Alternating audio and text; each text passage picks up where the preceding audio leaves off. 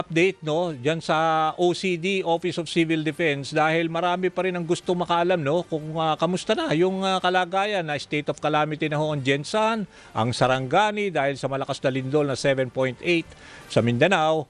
Makakausap na ho natin ang spokesperson ng Office of Civil Defense, si Juni Castillo. Sir Juni, si Danny Buenafeo sa Kabayan. Magandang umaga, Sir Danny. Magandang umaga po sa ating mga kababayan. Okay, Sir Juni, kamusta na? Ano ba ang latest? Kasi for now, ang parang ang nakukuha namin figure is 45 ang number of casualties. May nadagdag ho ba? Tama, Sir Danny. As of this morning, 45 po ang naitala na mga hindi nga po nakaligtas ng ating mga kababayan doon. Galing po ito Regions 11 at saka Region 12. Specifically po, ito pong mga probinsya ng Davao Occidental, meron pong 11 doon, and then sa Davao del Sur meron din pong isa, at saka sa Region 12 naman po, yun yung mas madami, yung 33.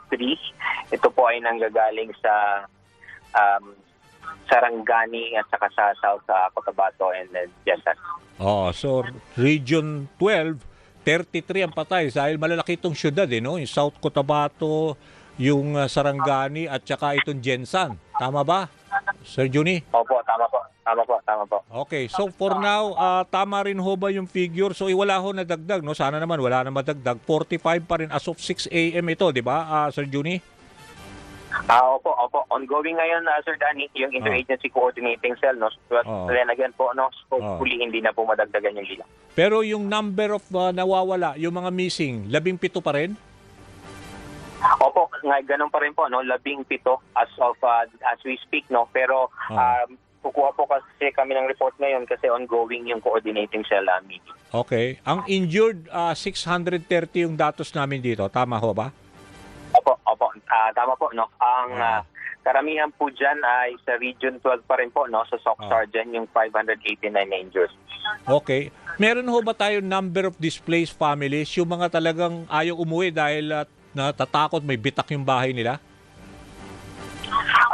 From the DSWD po, meron po, hindi ko lang hawak ngayon, Sir Danny, ang datos na yun, But in terms of yung mga actions na ginagawa ng DSWD, kasi nakaset up sila po nung 54 na evacuation centers, both yung local at saka mga regional, at saka doon nga po sa mga area na apektado. Okay.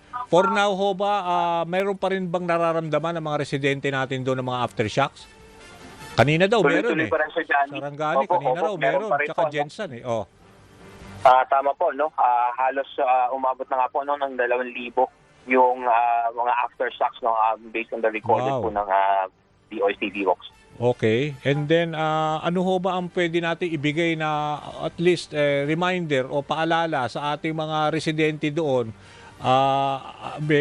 May mga kaukulang let's say in terms of food packs, kumpleto naman sila, supply ng tubig? So far po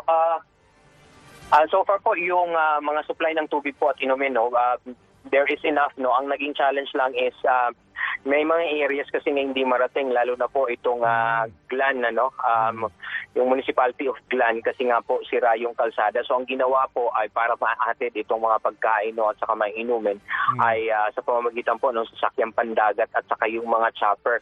Ganon din po yung doon sa Balut Island, kahapon nandun po yung sa amin sa Office of Civil Defense, nandun yung aming Civil Defense Administrator, si Jose Harold Cabreros, and then pagbalik po nila, nagdala po ng mga pagkain doon, mga family food packs, and then pagbalik naman po ay nagdala naman po nung mga pasyente, yung mga injured, para pabalik naman po ng Davao para po magamot sila.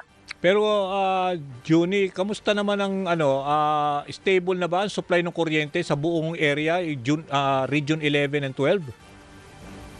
Hindi pa po, Sir Danny. Meron pa pong as of yung 6 a.m. din, na 130,000 na consumers ang wala pa rin pong kuryente. Ilan? Ito naman pong Ilan sila? Hello? Ilan ho ang mga apektado pa? Yung Opo, apektado po, no. Kanina as of yung 6 a.m. na report, no, Oh. gathered from last night, ay 130,000 plus po na mga consumers.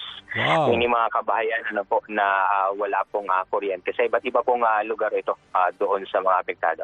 Okay. And yung internet, yung signal, meron ba? Connectivity?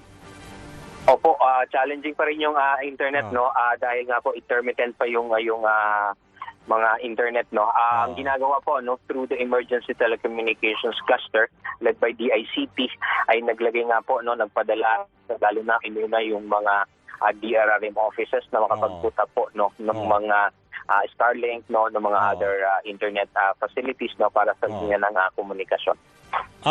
Sir Juni, bago kita bitawan, kailan yung next, let's say, bulletin ninyo? Kasi last 6 a.m. pa yung update dun sa number of casualties, mga injured. Meron pa ba tayong susunod na report na bulletin para dito sa OCD, Office of Civil Defense? Opo, Sir Danny, as we speak now, so nagkakaroon ng interagency coordinating meeting. Blended po ito, no, dito sa Operations Center ng NDRC at nakakasama natin yung mga regions and different government agencies.